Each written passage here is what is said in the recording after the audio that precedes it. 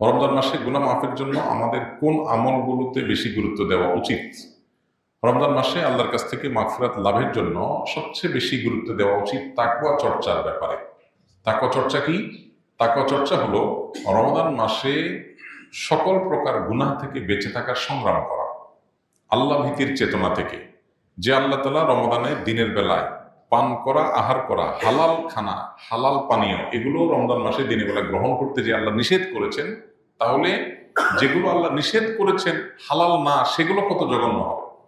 অতএব রমজান মাসে আমি সকল প্রকার গুনাহ থেকে, সকল প্রকার হারাম থেকে বেঁচে থাকার চেষ্টা করব। এটা হলো আমাদের কর্তব্যের অংশ। এটা যদি আমরা করি তাহলে ইনশাআল্লাহ গুনাহ মাফের সম্ভাবনা অনেক বেড়ে যাবে তাকওয়া চর্চার মাধ্যমে।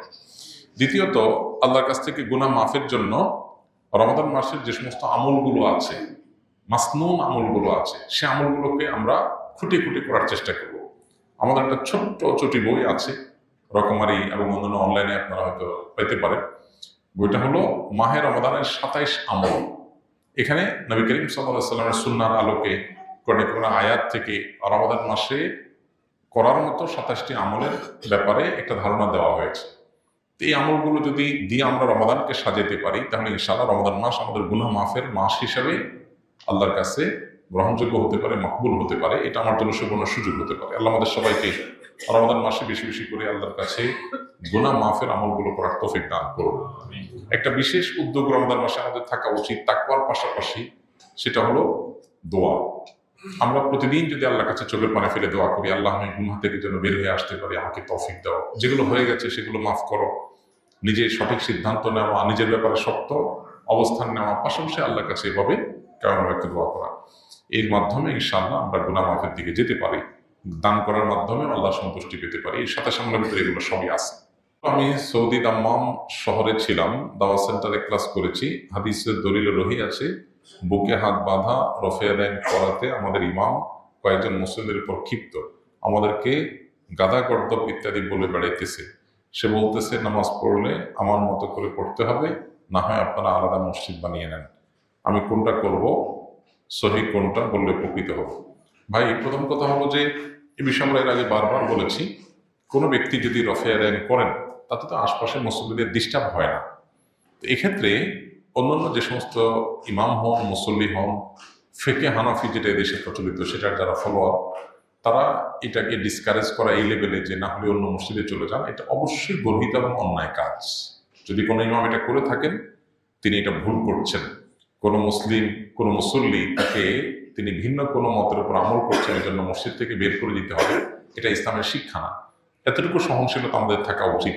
সাহাবা ইকরাম রিদওয়ানুল্লাহ আজমাইন, তাদের মধ্যে একাধিক আমল প্রচলিত ছিল, একাধিক মত প্রচলিত ছিল, কিন্তু কেউ কাউকে মসজিদ থেকে এটার কারণে বের করে দেননি। ইমানদারের মধ্যে এতটুকু সহনশীলতা থাকতে হবে। সেই সাথে আপনার উদ্দেশ্যে আমার নাসিহা থাকবে, আমাদের অনেক ভাই ব্রাদার আছেন যারা ভিন্ন কোনো মত এর অনুসরণ করে তিনি বিপরীত মতকে ডিসকারেজ করার পেছনে লেগে যান, ফতোয়া দেওয়া শুরু করে দেন, এটা সঠিক না, এটা আয়াতে নাই, এটা হাদিসে নাই। এই জিনিসগুলো আপনার কাজ না, এগুলো আলেমদের কাজ।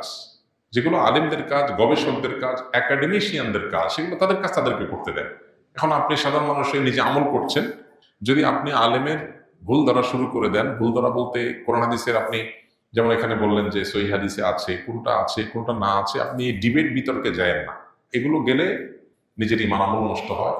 এগুলো বেশিরভাগ একটা পর্যায়ে গিয়ে ইগোতে পরিণত হয়। ইগো, আমি একটা মাযহাবের, উনি আরেকটা মাযহাবের, আমি একটা মাসলাকের, উনি আরেকটা মাসলাকের, আমারটা আমার প্রমাণ করতে হবে। ব্যক্তিগত জেদ, রেষারেষি এবং জেতাহারার মতো একটা মানসিকতা অনেক সময় চলে আসে, যেটা আমাদেরকে ইখলাসের গণ্ডি থেকে বের করে দেয়। এই জন্য আল্লাহর ভয় অন্তরে থাকা উচিত। আমি যেটাকে সঠিক মনে করছি, আমল করছি, আমি চাই আমার অন্য ভাই সঠিকটার উপর আমল করুক, কিন্তু এই ওলামাদের, ইমামদের ইস্তিহাদগত বিষয়ে ডিসকারেজ করা, ভুল ভাল বলে বা আপনার ফতোয়া দিয়ে বা এটার বিরুদ্ধে আপনার ডিবেট, বিতর্ক উস্কে দিয়ে বা এই সমস্ত কিছুর পিছনে সময় ব্যয় করে আমরা বেশিরভাগ ক্ষেত্রে নফসের চাহিদা পূরণ করি, বেশিরভাগ ক্ষেত্রে আমাদের দিলের আকাঙ্ক্ষা পূরণ করি, বা আমরা ইখলাসের গণ্ডি থেকে অনেক ক্ষেত্রে আমরা বের হয়ে যাই। এই জায়গাতে উভয়ের সবারই সতর্ক থাকা কাম্য। আমি তো মনে করছি আমি সঠিকটা করছি, কিয়ামতের ময়দানে জান্নাতে আমার যাওয়াটা হলো লক্ষ্য, সেখানে আমি পারবো কিনা, সেটা হলো গুরুত্বপূর্ণ প্রশ্ন। আমি করছি, আল্লাহর কাছে যদি গ্রহণযোগ্য না হয়, আল্লাহ যদি বলেন আমি গ্রহণ করলাম না, আল্লাহ গ্রহণ না করার জন্য করার কারণ দরকার নেই। আল্লাহ চাইলে গ্রহণ করবেন, চাইলে না করবেন।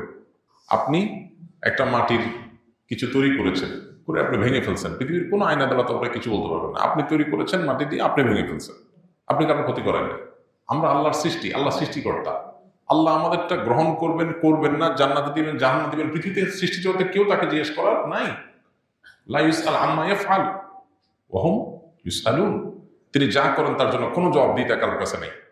তাহলে আমার তো দিল থাকবে ভয় যে আমি কিয়ামতের ময়দানে আমার অবস্থা কি হবে। এখন আমি যদি সব বাতিলের খাতায় দিই, ফতোয়া দিতে থাকি, আর নিজের মনে করি আমি একেবারে জান্নাতি হয়ে গেলাম, এটা উচিত না। আবার অপর দিক থেকে যেটা বললাম, গ্লোবালাইজেশনের এই যুগে সারা পৃথিবীতে মানুষ ছড়িয়ে ছিটিয়ে আছে।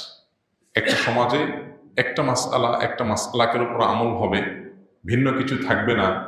এটা এই বাস্তবতায় অন্তত, যেখানে যোগাযোগ ব্যবস্থা উন্নত হয়েছে, এক এলাকার মানুষ আরেক এলাকা যায়, আরেক এলাকা থেকে আরেকটা মাসলাক, মানহাজ, মাযহাব এগুলোর সাথে পরিচিত হয়, এগুলো থেকে এক একজন এক একটা মত পথে যাওয়ার মতো রাস্তা তৈরি হয়।